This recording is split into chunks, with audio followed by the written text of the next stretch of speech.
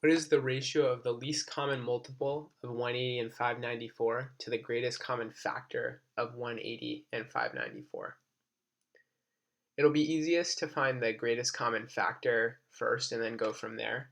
So for both of these, if we're starting at 180 and 594, if we divide both by 2, we get 90 and 297.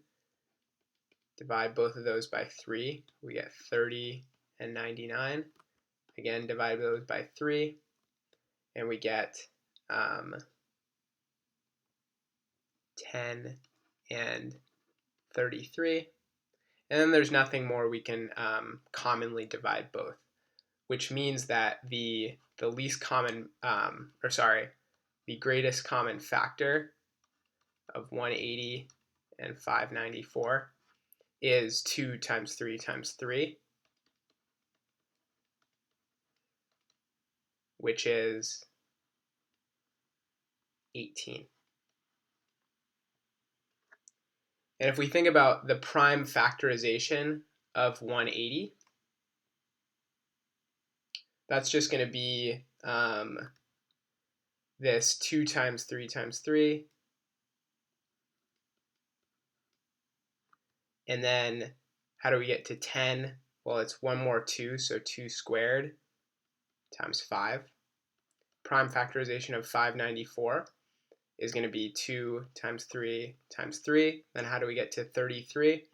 That's just going to be 3 times 11. So 1 extra 3 times 11. So therefore, the least common multiple of 180 and 594 is going to be, we need 2 2's, so 2 squared, and then since this has 3 3's, we would need times 3 to the third. Since this is a 5, we need a 5, and that has an 11, we need an 11. And so then it's asking us what's the ratio of the least common multiple to the greatest common factor. So that ratio is going to be 2 squared times 3 to the third times 5 times 11 over the greatest common factor, which we found was 2 times 3 squared. Do that division, we get 2 times 3 times 5 times 11, which is 330. So the answer is choice C.